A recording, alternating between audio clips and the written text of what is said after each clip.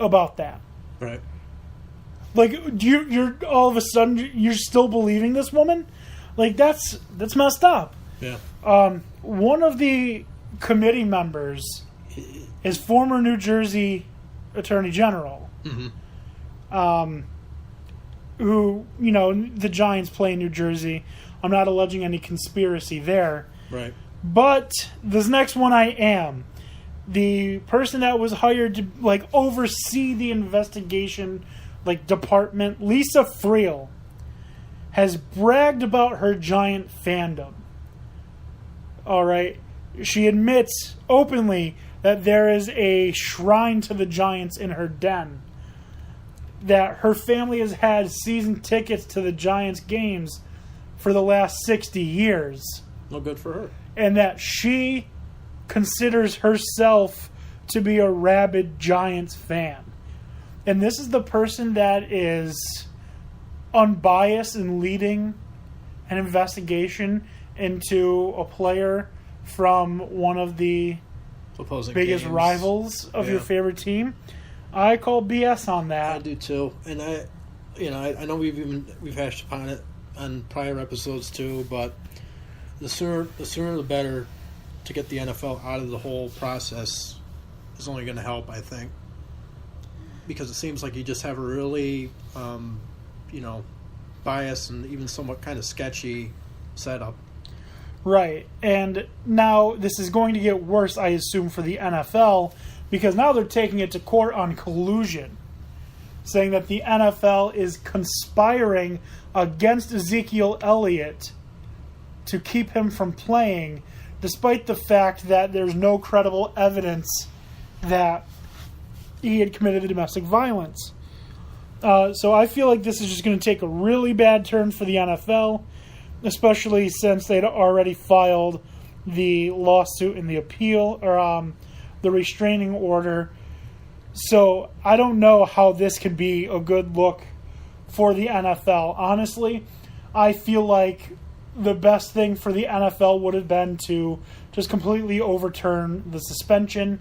To say, Roger Goodell was being hard on, domestic violence, which we all want him to be. Right.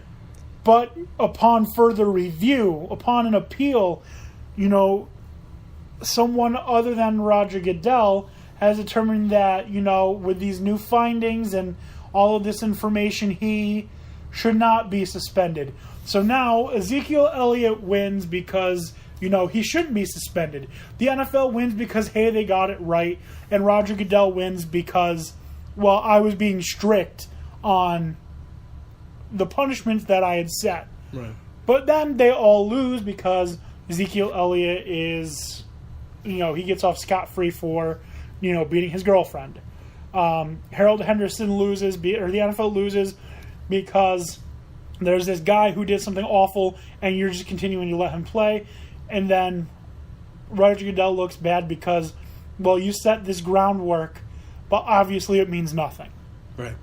So it was a lose-lose, a win-win. It's just a difficult situation. It's a mess. It's just... But I think it's about to get a lot worse because now the NFL is going to be going to court for conspiracy against, or collusion against, one of its top players. Right. So I feel like it is likely that Ezekiel Elliott will be playing on Sunday night against the Giants. At the time I wrote this, it said no official announcement on the status of the appeal has been made. But now the status of the appeal has been determined. And again, in my opinion, the NFL got it wrong. I mean, it's just, at what point, do you start revoking some of that power? And I read a few things too where it said, when the new collective bargaining agreement comes about, right? But at some point you got to leave, all that to the courts and the judge and the legal process to iron out. I mean, if the NFL wants to kind of act upon that after it's resolved and there's actual evidence or proof of that, fine. But at what point can you step in and right off the bat, suspend the player and go through this whole process to uphold it. I mean, I guess it kind of goes a little bit hand in hand as to what they were suggesting. Like you say, they have the collective bargaining, and they wanted to kind of set up a committee of like former players, former coaches to kind of hand down to meet and have a consensus, right? To hand out the suspensions and penalties. Well, I think that's stupid too. Why not use law enforcement? What's what I mean? You like actually let it resolve with that, and then use that committee to assign the punishment or what it would be. Honestly, I feel like if they want to have a committee, just get police officers and lawyers to be the committee. We'll say 2 judges, 2 lawyers, 2 police officers. Let them do the investigation. Let them lead everything. And the NFL just stay out. And then they give their, not a suggestion, they give the finding. Give the finding to the NFL. And then does that same body give to the NFL like it's suggested? I mean, are we going to even get... No, give them the power to hand down the suspensions. The NFL? Or yes. After the... Yeah. Well, no. The NFL give the power to that committee. Make them... Legal body. Yeah, make them... Yeah, fine. The player enforcement, whatever. I don't even know what kind of cute little name you want to give it. Make it a... Judiciary committee, whatever you want to call it. But make it the body of the NFL. Even write a code. Yeah. Write up some sort of athletic code that addresses that. And where they are... making the decision. Right. And then they hand that to the NFL to make sure it's being enforced. Right. Well, I mean, don't even leave it up to Roger Goodell or Harold Henderson. Right. They vote. They vote on it, and if it's not unanimous, they get it wrong. If it's not unanimous, then I'm gonna say, like I said, don't even give the NFL don't even let them vote on it. The NFL should stay out of it. Right. Completely. Absolutely, stay out of it, NFL. Here's what we find, and we feel that this would be it's like anything else. You get a traffic ticket. Well, I mean, the wording you're using is not the wording I would use. You're saying, here's what we found and this is what we feel. I feel like it should be, here's what we found and this is what we're doing. They should have the power to hand down suspensions, hand down fines. They should be the ones handling all of that for legal issues. Create a separate committee to handle in-game issues, like the Vontaze Burfict hit. A player's safety enforcement committee, whatever. Again, cute name you want to call it, whatever it is. But anything legal, domestic abuse, drugs, things like that. Let the actual law enforcement people handle law enforcement issues. Right. And I don't know. The NFL... It's terrible. They got it wrong. I think this is, This is why I like college football more than I like the NFL. Right, and I'm not. And who's to say? I mean, like you say, Tom Brady gets 4 games for something that he was for deflating a ball.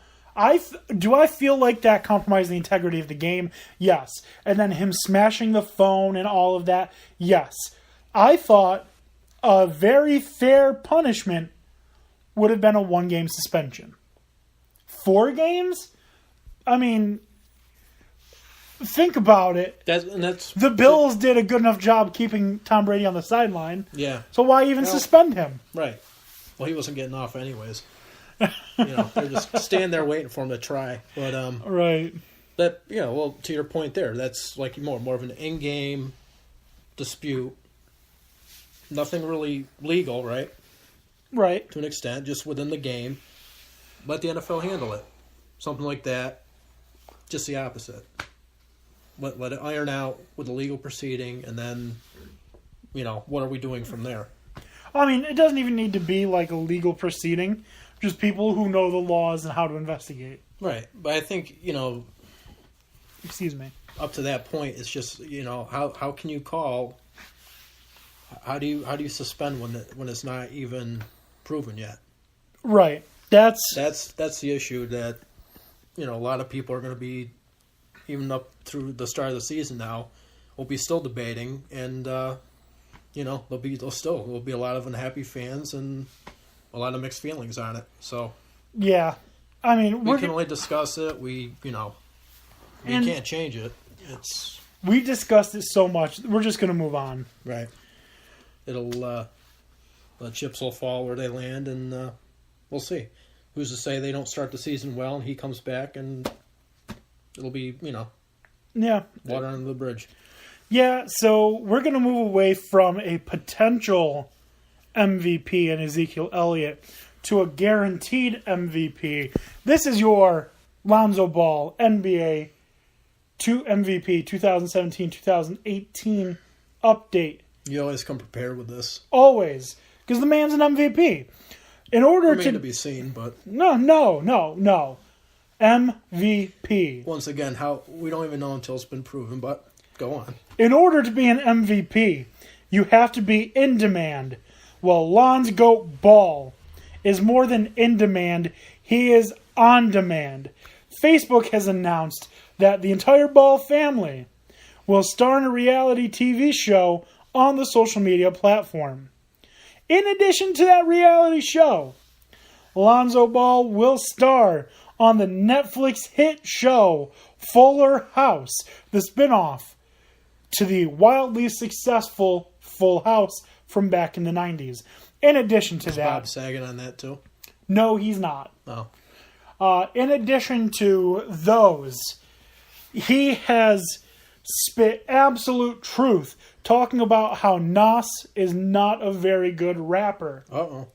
He's not. All right. And to prove it, Lonzo decided to grab a mic himself and spit some rhymes at a party for his brother. Birthday party or just general party? I think it was a birthday party. Okay.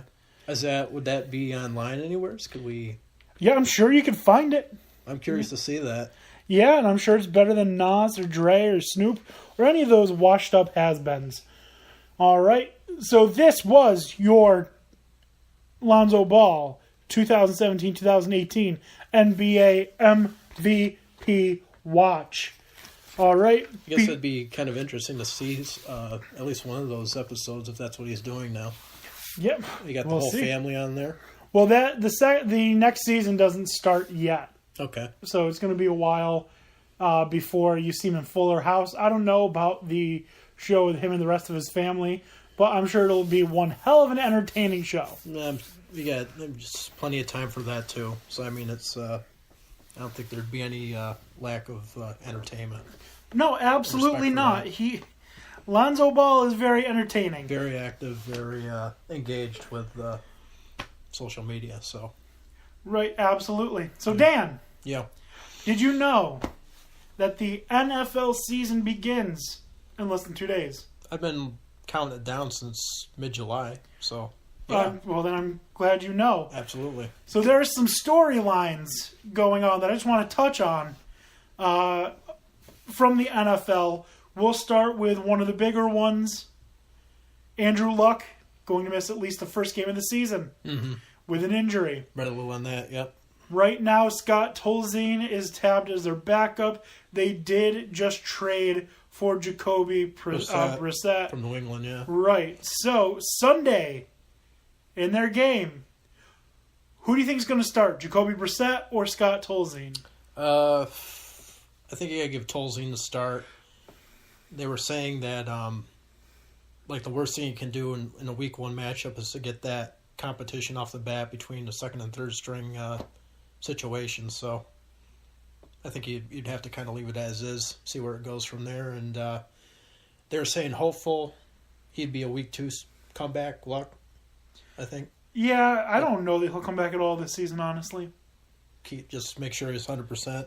Because all we've been hearing all summer long is he'll be ready, he'll be ready, he'll be ready. Now the start of the season's here. Well, he's not ready quite yet. Right. So, I mean... I read too, even they were saying in past seasons, past couple of years especially, they've been kind of chancing him more often than not.